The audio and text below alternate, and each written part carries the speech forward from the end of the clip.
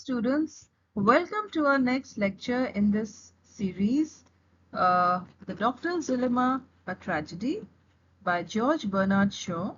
And this is the part 4 of our of the video lectures. So let's get started.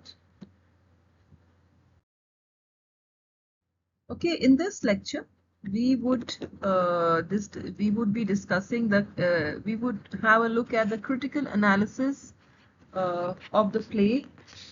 We would have a brief look at the structure, the title, the setting, the characters, themes, symbols, references, allusions, and the language. So let's get started. Let's have a look at the structure. The structure itself has, the structure of the play is that it has a preface. Then there are 5 acts, 1, 2, 3, 4, 5, and then it is followed by an epilogue. Now here I would just like to mention one thing, that this epilogue, it is mentioned most of the places that I looked at online, that this is the entire structure. However, when I read the text, the original text, the book online, I did not find epilogue anywhere. Even Britannica website mentions an epilogue. However, I did not find the epilogue anywhere. There is a preface, there are these acts. Even here, there is a little difference. The text has got 5 acts. Britannica website mentions 4 acts.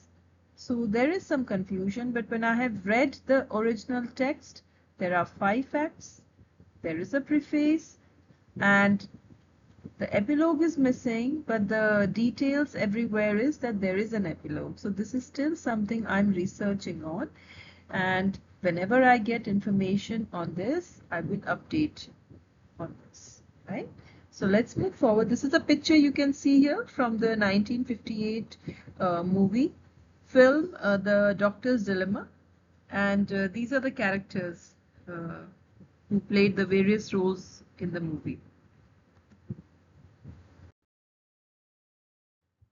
Okay, as we said, there's a preface in the structure. So what is it? Here is the picture about The Doctor's Dilemma, A Tragedy. There is a preface on doctors, and such a long list is there. Number one point is it is extremely lengthy. So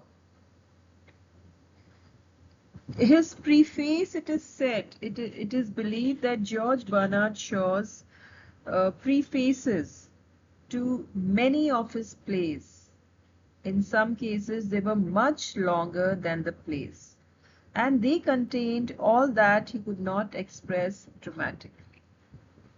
तो कहा जाता है उनके जो प्रीफेसेस होते हैं उसमें वो काफ़ी कुछ डिटेल बताते हैं, काफ़ी ड्रामा में ऐसा उन्होंने किया है जिसमें वो अपनी बात रखते हैं जो वो ड्रामा में नहीं एक्सप्रेस कर पाते हैं, और उनके जो प्रीफेस हैं वो काफ़ी बड़े होते हैं.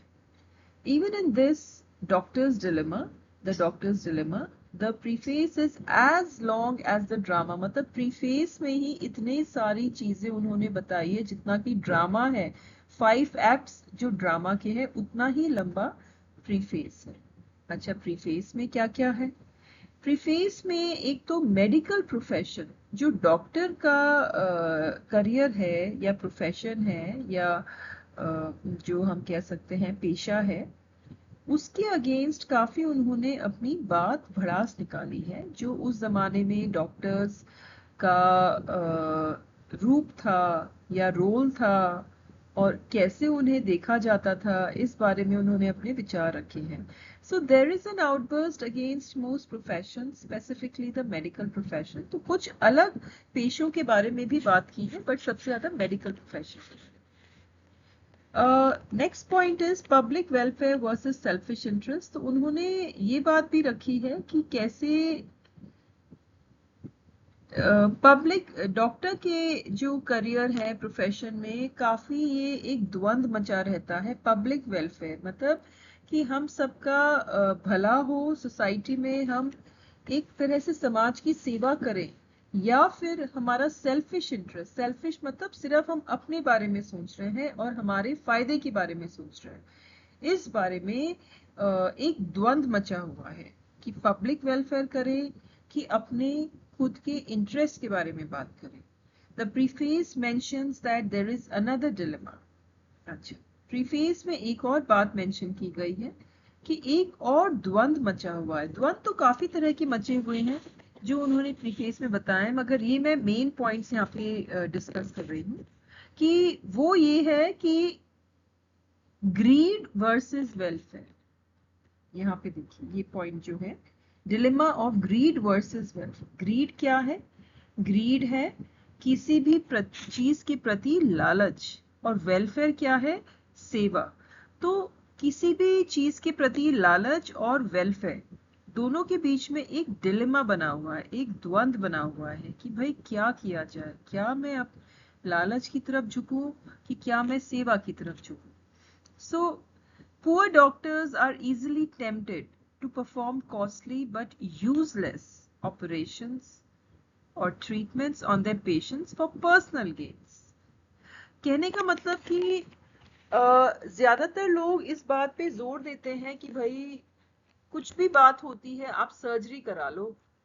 अब सर्जरी कराने का इसलिए कहते हैं क्योंकि सर्जरी में पैसा है, पेमेंट होता है, उससे जो डॉक्टर है उनको मुनाफा होता है, उनकी इनकम बढ़ती है। तो हर छोटी बात पे आप सर्जरी के लिए कहते हैं, आप ये नहीं देखते क्या वाकई में सर्जरी की जरूरत है।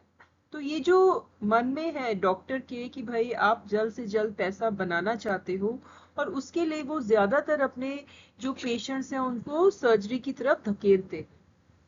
अगला पॉइंट है, could I not make a better use of a pocket full of guineas than this man is making of his leg।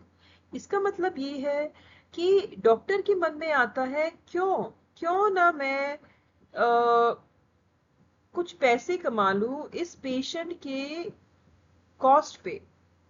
भाई इसको अपने शरीर में जो भी तकलीफ है वो तकलीफ भी मैं ठीक कर दूंगा, लेकिन इससे मेरा मेरा भी कुछ फायदा हो, right. Again then next point is okay, this point, could I not make a better use of pocket full of guineas, मतलब क्या मैं अपनी जेब पैसे से नहीं भर सकता इस आदमी की लेग के एक्सचेंज में। ये जो बात है, it was inspired, reportedly it was inspired by the behavior of a prominent ear, nose and throat specialist in London who had developed a simple and almost harmless operation to remove a part of our organ, human organ in the throat, which did no benefit to his patients but made the surgeon a great deal of money। तो कहने का मतलब कि एक organ है, जैसे मान लो किसी को काफी सर्दी जुकाम रहता है, तो ज्यादातर डॉक्टर ये सजेस्ट करते हैं कि थ्रोट में एक ऑर्गन है, टॉन्सिल्स कहते हैं या कुछ ऐसा है, वो अगर आप उसको हटा दोगे तो पेशेंट को प्रॉब्लम ही नहीं होगी। और ये भी प्रीफेस में मेंशन किया गया है कि भाई डॉक्टर्स अपने फायदे के लिए इस तरह की सर्जरी रिकमेंड करते हैं। And George Bernard Shaw inspire थे कि एक ऐसे सर्जन थे लंदन में, ईयर नोज थ्रोट स्पेशलिस्ट, जो इस तरह की सर्जरी किया करते थे। इसीलिए जॉर्ज बर्नार्ड शॉ जो लेखक हैं उन्होंने प्रीफेस में मेंशन किया है। Then we have rant against vivisection. Vivisection क्या है? जानवरों पे एक्सपेरिमेंट करना, जिंदा जानवर पे एक्सपेरिमेंट करना, उसके खिलाफ भी उन्होंने रैंट मतलब इतने ज्यादा कोई अगर भरा हुआ है, how do you, it's like a outburst non stop, बिना ब्रेक के बोलते जाओ, भड़ास निकालो, वो रैंट कहलाता है। तो there is a rant against vivisection. उसके बाद आ जाता है प्रीवियस वर्सेस प्रोलोग। तो यहाँ पर अगेन थोड़ा सा ही अंतर है दोनों में, पर हमारा कंसर्न रहेगा यहाँ पे प्रीफेस से, क्योंकि हमारा जो प्ले है जो हम डिस्कस कर रहे हैं यहाँ पर, इसमें डॉक्टर्स डिलेमा में ये प्रीफेस दे रखा है, जो कि पहले ऑथर्स लिखते हैं। जो बात वो अपनी ड्रामा में नहीं कह पाई, वो प्रीफेस में अपनी बात कहते हैं।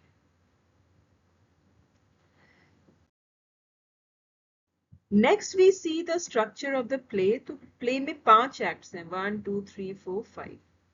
और ये 5 एक्ट्स जो हैं, इसमें मैं थोड़ा सा बता दूं कि एक ड्रामा जो है जनरली वो 5 एक्ट्स में डिवाइडेड है। आप यहाँ पिक्चर में भी देख सकते हो 5 act structure. Firstly there is exposition और द इंट्रोडक्शन। सबसे पहले आ जाता है एक्सपोजिशन या इंट्रोडक्शन, जिसमें कि इंट्रोड्यूस किया जाता है प्रिंसिपल कैरेक्टर्स और थीम को। जो मेन कैरेक्टर और थीम्स हैं उनको इंट्रोड्यूस किया जाता है। It is followed by development through conflict. Act 2 और 3 में जो है राइजिंग एक्शन, देखिए यहाँ पर लिखा है राइजिंग एक्शन, लेकिन मेन चीज ये है कि जो भी द्वंद है उसको डिवेलप किया जाता है। It is develop through conflict which may be both internal and external. When I say internal, it means it's in the mind of the hero, and when I say external, I mean it is waged between opposite group of characters. So this is what happens in Act 2 and 3. Then Act 3 में ही हम पहुंच जाते हैं climax में। 4 में भी आ सकता है, लेकिन ज्यादातर वो थोड़ा ये तो बहुत एग्जैक्ट बता रखा है, लेकिन ओवरलैपिंग हो सकती है डिफरेंट ड्रामास में। ये तो एक बेस बता रखा है, बेसिक स्ट्रक्चर। क्लाइमेक्स में क्या होता है, टर्निंग पॉइंट आता है प्ले का। टर्निंग पॉइंट कि भाई अब हमने सारी चीजें जान ली है, अब क्या होगा आगे, like that. Now the fortunes of the hero, it takes a turn for better. This happens specially in comedy. Or the fortunes of the hero takes a turn for the worse. This happens in a tragedy. And after this, we have denouement or the catastrophe, which happens, which is like the Act 5. Here, all complications are now removed, all knots are now untied, and the play ends happily in the case of comedy, and unhappily in the case of tragedy. It may end in happiness for some and unhappiness for the other, and then it would be called a tragicomedy. So fifth act तक एक resolution मिल जाता है। Exposition, rising action, climax, falling action and resolution. This is a 5-act structure. Epilogue क्या है? Now here, epilogue 3 meanings इसके हम बता सकते हैं। First one, it is a short speech. It is delivered at the end of a play. It often makes some graceful and witty comment on what has happened, and it asks for approval if not the indulgence of the audience. तो इसके 3 मतलब हैं। पहला है एक छोटा सा speech होता है जो ड्रामा के अंत में होता है। इसमें कोई ना कोई हो सकता है मजाक वाली बात कही जाती है, जिसमें एक तरह का एक्सप्लेनेशन दिया जाता है, समझाया जाता है भाई क्या हुआ, क्यों हुआ, कैसे हुआ, ताकि जो देख रहे हैं उन्हें इस बात से संतुष्टि मिले। दूसरा मीनिंग है end of fable. End of fable जो है, इसका क्या मतलब है? फेबल एक छोटी कहानी है जिसमें कोई ना कोई मॉरल होता है, तो इसमें भी एपिलोग होता है जिसमें जो होता है कैसे मॉरल उसमें बताया जाता है। और तीसरा मीनिंग है कंक्लूडिंग सेक्शन, पैराग्राफ। ये double P again it's a error, आप इसको प्लीज इग्नोर कीजिए। कंक्लूडिंग सेक्शन और paragraph of any literary work, it's sometimes added as a summary but more often as an afterthought. तो ये 3 meanings हैं epilogue के। और जैसा हमने कहा कि इसमें मुझे तो एपिलोग कहीं दिखा नहीं। Okay, next we come to title. Title इसका क्या है? The doctor's dilemma, apostrophe S. Subtitle है अ ट्रेजेडी। अब हम इसमें मीनिंग थोड़ा देख लेते हैं कि ये टाइटल बहुत सही है, क्योंकि ये डॉक्टर के बारे में है और डॉक्टर के मॉरल डिलेमा के बारे में है। The moral dilemma he faces, hence it is doctor's dilemma. And it is interesting to note here that the article is used to specify a particular person. However, it is this person's profession that is in spotlight. It could have been titled Sir Colenso Region, The Doctor's Dilemma. It would be injecting a specific personality. However, omitting it, it indicates how it could apply to any other doctor as well. Okay. So, the जो है वो specifically use किया गया है बताने के लिए कि ये कोई भी डॉक्टर हो सकता है. इसमें कैरेक्टर का नाम नहीं डाला है, जो ये डॉक्टर जिसकी कहानी है इसमें उसका नाम नहीं डाला है, ये बताने के लिए कि ये द जो है ये एक डॉक्टर की डिलेमा के बारे में है. ठीक है, ये ग्रामर का पार्ट है, वो चीज बता रही हूँ. और ये डॉक्टर कौन है? Doctor कोल्सन region. डिलेमा क्या है? Louis versus Blenkinsop. अच्छा, ये क्या है डिलेमा? कि जो आर्टिस्ट लुई है उसे बचाया जाए या जो डॉक्टर है ब्लैंकिंसॉप उसे बचाया जाए. क्योंकि लुई जो है उन्हें ये जो सीट है या स्पॉट है बचने का ये मिलता नहीं है, क्योंकि डॉक्टर ये डिसाइड करता है. उसके अंदर एक द्वंद है और अल्टीमेटली वो किसे चुनता है, क्या बेसिस है उसके चुनने का. Louis is rejected on moral grounds by the doctors and question यहाँ पे ये उठता है, were they morally right in their decision to swap him for Blenkinsop? Who decides it all? कौन डिसीजन लेता है कि भाई किसे बचाना है, कैसे बचाना है, क्यों बचाना है. देन सबटाइटल है अ ट्रेजेडी. सो अगर हम देखें तो एक कॉमन टर्म, एक आम आदमी की भाषा में tragedy is a story with an unhappy ending. ठीक है, तो ऑब्वियसली इस कहानी का भी अंत थोड़ा सा सैड ही है, क्योंकि एक्ट 4 में लुई की डेथ हो जाती है और ब्लैंकिंसॉप बच जाते हैं. तो कह सकते हैं हम ट्रेजेडी है. फिर द वर्सेस ए, वो चीज मैं डिस्कस कर चुकी हूँ कि द का मीनिंग स्पेसिफिक है, अ का मीनिंग कोई भी हो सकता है. ठीक है, the is specifically the doctors. ठीक है, लेट्स मूव फॉरवर्ड. सेटिंग क्या है? एक्ट 1 जो है वो डॉक्टर कॉल्सन रिजियन का कंसल्टिंग रूम है. एक्ट 2 जो है टेरिस है होटल का, Star and Garter hotel. Act 3 जो है वो लुई ड्यूबिडेट का स्टूडियो कम अपार्टमेंट है. एक्ट 4 में it is Louis Dubedat studio cum apartment again. And act 5 is the picture gallery on Bond Street, जहां पे लुई ड्यूबिडेट की पिक्चर्स की एग्जीबिशन लगी है. Let's move to the characters now, the doctors. So इसमें जो डॉक्टर्स हैं, ये पिक्चर जो है ये सारे डॉक्टर्स हैं फ्रॉम द मूवी 1958 में जो बनी थी. और ये कौन कौन डॉक्टर्स हैं इनका नाम देख लेते हैं. Sir Colenso Ridgeon, sir Patrick Cullen, sir Ralph Bloomfield Bonington, Leo Schutzmacher, doctor Blenkinsop and Cutler Walpole. अगर आपको इसमें डिटेल कैरेक्टर्स के ऊपर चाहिए तो आप मुझे कमेंट बॉक्स में लिख सकते हैं and I can make a separate video discussing their characteristics. अगले कैरेक्टर्स दूसरे भी हैं, माइनर कैरेक्टर्स भी हैं. The Dubedat couple Louis and Jennifer, ये दोनों उस मूवी से ही है. ये पिक्चर, ये जेनिफर है, ये लुई है. रेड पेनी कौन है? ये पिक्चर रेड पेनी की है. ये सारी पिक्चर्स उस पिक्चर मूवी से ही है. ये कौन है रेड पेनी? ये एक मेडिकल स्टूडेंट है जो सर कोलेंसो रिजियन का असिस्टेंट की तरह काम करता है. Emmy is a cleaning woman. ये एमी है, शी साफ सफाई वगैरह करने के लिए है उनके घर पे. मिनी टिनवेल ये इन्होंने रोल किया है, शी इज अ वेट्रेस. और ये लुई की स्पेलिंग यहाँ पे अगेन ये एस नहीं आना चाहिए, यहाँ पर अपॉस्ट्रोफी के बाद में S shouldn't be here. She is his first wife. The newspaper man, the journalist, Mr. Danby, who's a secretary and a waiter at Hotel Star and Garter.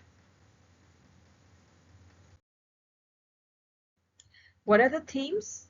The major theme is the medical profession. Medical profession भी ही पूरा focus है.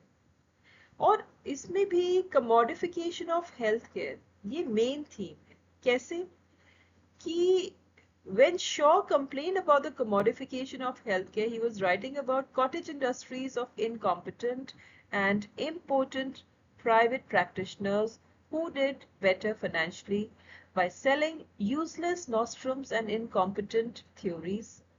Today we see commodification in all the ways that healthcare is run by big industries. तो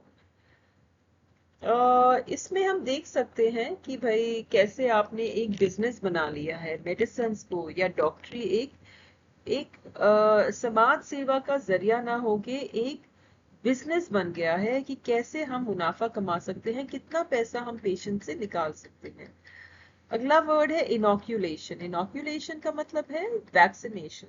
भाई vaccination के लिए research होती थी, experiments होते थे, जिसमें काफी एक्सपेरिमेंट्स ऐसे होते थे जो खराब हो जाते थे।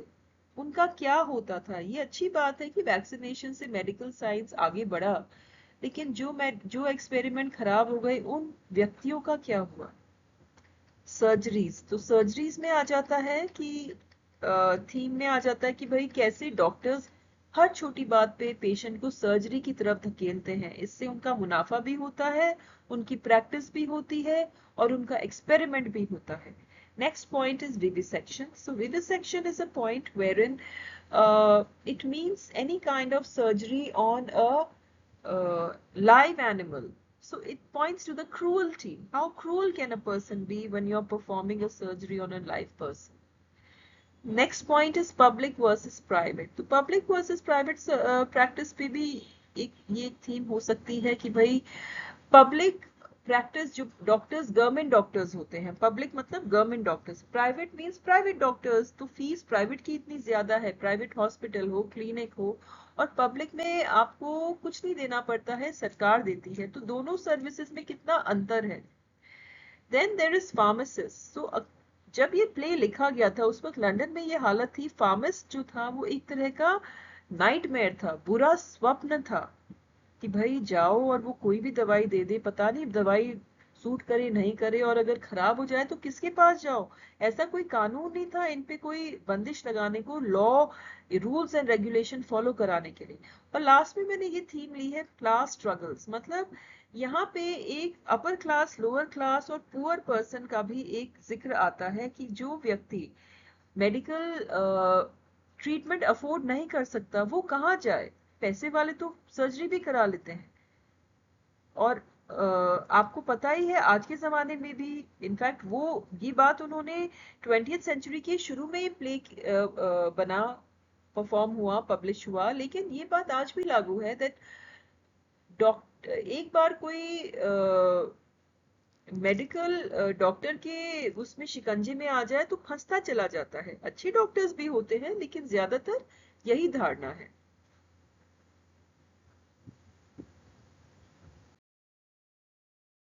Next we see symbols. So dilemma. Now the first symbol is the dilemma. Dilemma क्या चीज दर्शाता है? Symbol means क्या चीज कोई point दिखाता है। The dilemma means that who should live. भाई कैसे, वो कौन डिसाइड करेगा कि कौन जिएगा कौन नहीं जिएगा? अब मैं आपको एक एग्जांपल देती हूँ। कुछ साल पहले जो कोविड आया था उस वक्त जो मेडिकल रिसोर्सेज थे वो कितने कम थे, हॉस्पिटल बेड्स कम है लेकिन पेशेंट ज्यादा है। तो कैसे ये डिसाइड होगा कि भाई कौन से पेशेंट को बचाया जाए और कौन से को नहीं? How do you decide that? So in face of scarce medical resources, how is this decision to be taken, who to save and who not to save? So this is one important symbol. Next is motors versus horse driven carriage. Now motors, uh, here how it is mentioned, when the doctor is given the knighthood, तो उसके fellow doctors उसे congratulate करने आते हैं, जिसमें एक doctor horse carriage में आता है और दूसरा डॉक्टर मोटर में आता है। जो हॉर्स कैरेज में आता है वो दिखाता है जो पुराना जमाना था, वो एक सीनियर डॉक्टर है, काफी एक्सपीरियंस्ड है, और मोटर वाले जो है वो यंग डॉक्टर है। और दोनों की राय में भी कितना अंतर है। तो मोटर और हॉर्स ड्रिवन कैरेज दो जनरेशन को दिखाता है, बदलते हुए जमाने को सिंबलाइज करता है, और दोनों डॉक्टर होकर भी कितने डिफरेंट हैं, उनकी अप्रोच, उनकी थिंकिंग कितनी डिफरेंट है, इस चीज को दिखाता है। Next point is Emmy's nagging. Emmy जो है क्लीनिंग वुमन, वो बार बार कुछ ना कुछ नॉन स्टॉप बोलती रहती है। She is more concerned about the young woman waiting for a consultancy. She understands the importance of need over want, and it symbolizes how there is a greater need for an organized healthcare system that can attend to the poor and the needy, while left to the hands of the private practitioners. तो Amy जो है बार बार एक वही है जिसे वो एक young महिला जो वेट कर रही है डॉक्टर से कंसल्टेशन के लिए, उसके पास पैसे नहीं है इलाज के लिए, लेकिन वो वेट किए जा रही है, और डॉक्टर्स जो है वो बातें किए जा रहे हैं इस बात से बिल्कुल बेफिक्र कि एक पेशेंट बाहर वेट कर रहा है। लेकिन जो क्लीनिंग वुमन है, साफ सफाई वाली वुमन है, एमी जिस उसका नाम है, वो बार बार बोलती रहती है डॉक्टर को, और धीरे धीरे वो सबको भगा देती है, और डॉक्टर को फोर्स करती है कि भाई तुम्हें उससे मिलना पड़ेगा।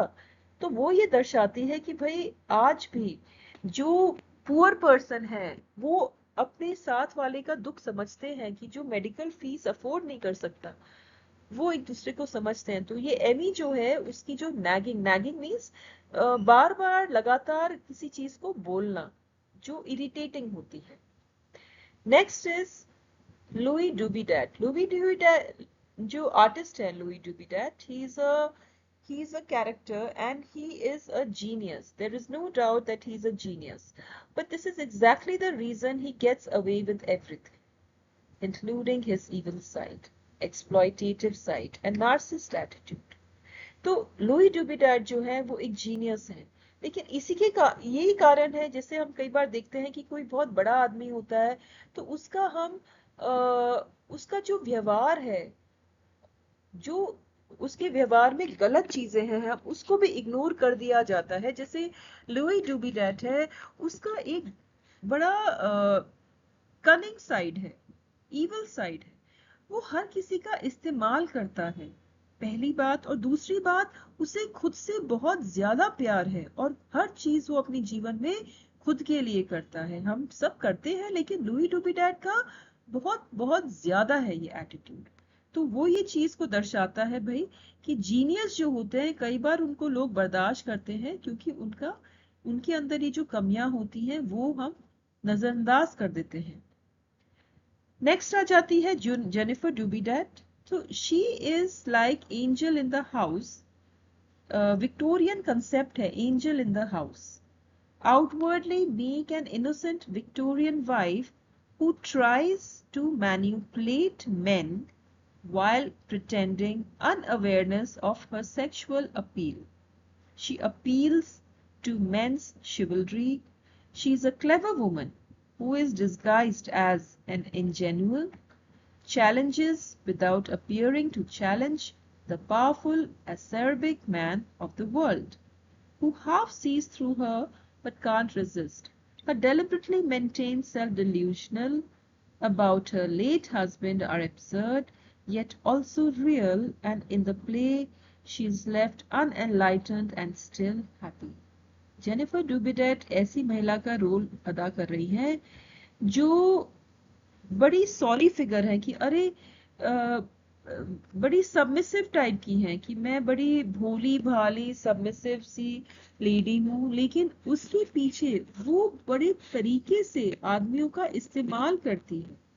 वो ये इग्नोर करती है कि मैं कितनी अट्रैक्टिव हूँ और आदमी उससे प्रभावित हो रहे हैं, फिर भी बड़े प्यार से अपनी बातें करती है, आदमियों को उनकी मर्दानगी पे कॉम्प्लीमेंट करती है, ताकि हर आदमी उसको बचाने के लिए आगे बढ़े, और इसी से वो उनका इस्तेमाल करती है। लेकिन सबसे बड़ी बात है कि वो देखने में खतरनाक नहीं दिखती, वो देखने में बड़ी इनोसेंट दिखती है, हार्मलेस दिखती है, इसीलिए आदमी उसको पहचान नहीं पाता और उसके जाल में फंस जाता है। और वो जान करके अपने हस्बैंड की बुराइयों को समझते हुए जानते हुए भी उन पे पर्दा डालती है और ऐसा दिखाती है जैसे वो अपने जीवन से बड़ी संतुष्ट है और खुश है और उसे कोई भी ज्ञान नहीं है जो उसे होना चाहिए। तो जेनिफर डुबेडेट इस चीज का सिंबल है, चिन्ह है। यहाँ पे मैंने ये फोटोग्राफ भी लगाई है, पिक्चर। ये हॉर्स ड्रिवन कैरेज है, घोड़ा गाड़ी, और ये मोटर है जो उस जमाने में आनी शुरू हो गई थी। तो ये दोनों ही दर्शाती हैं बदलते हुए वक्त को, और जो दो डॉक्टर्स आते हैं इनमें, वो भी अपनी राय इसी के मुताबिक है, एक पुराने ख्यालों के, एक नए ख्यालों के। आगे हम आ जाते हैं रेफरेंसेस एंड अलूजन्स पे। तो इसमें रेफरेंसेस अलूजन्स का मतलब इसमें किन किन चीजों को मेंशन किया गया है इस प्ले में। तो वैसे तो काफी चीजों को मेंशन किया है, बट मैं सबसे पहले मेंशन करूंगी कि बर्नार्ड शॉ हिमसेल्फ, उनको ही मेंशन किया गया है। ये फोटो है जॉर्ज बर्नार्ड शॉ की, उन्हें खुद को मेंशन किया गया है। दूसरा, इसमें शेक्सपियर को मेंशन किया गया है। उनका एक कोटेशन है कि जो जूलियस सीजर से लिया गया है, वो कोटेशन मैंने अपने पिछले वीडियो में मेंशन किया है। फिर दांते को मेंशन किया गया है, जो काफी जाने माने रेनेसां के राइटर्स थे। ये उनकी फोटो है डांटे की। और कार्डिनल डेथ, डेथ को भी मेंशन किया, ये शेक्सपियर की फोटो है डेथ। मृत्यु, मृत्यु को भी मेंशन किया गया है, जो मौजूद है। एक्ट 4 जब शुरू होता है तब उनको मेंशन किया गया है। लैंग्वेज को अगर हम देखें तो इसमें शॉज कैरेक्टरिस्टिक ह्यूमर, जो बर्नार्ड शॉ हैं, इनकी फोटो है ये, इनका जो ह्यूमर है, मजाक है, उसमें आयरनी है, और इनकी टिपिकल जो स्टाइल है उसी तरह का ह्यूमर यहाँ पे इसमें भी हमें देखने को मिलता है। जैसे कि हमें दिखता है जहाँ पे कॉन्फ्लिक्ट है आर्टिस्ट की और डॉक्टर्स की, जो दोनों की डिबेट हो रही है उनकी राय को लेकर, उसमें भी हमें ह्यूमर दिखता है। लैंग्वेज क्या है, सिंपल है। मेडिकल टर्मिनोलॉजी का काफी इस्तेमाल किया गया है, इट हैज बीन यूज्ड, जैसे कि फैगोसाइट्स हैं, ऑप्सोनेंस है, न्यूसीफॉर्म सैक है, वाइट कॉर्प्यूसल्स है। तो ये मेडिकल टर्मिनोलॉजी का भी काफी इस्तेमाल किया गया, it has been used. Next we see. So with that we come to the end of our this video lecture and discussion. I hope it was all very useful to you. But in case you have any questions, then you can put them in the comment box. If you want a detailed video on any of these topics, the subtopics, that also you can mention. And with that, I will end my lecture here. This is a picture of GB Show. I hope you enjoyed it and found some useful information for your studies. So till our next video in this series, I wish you happy learning.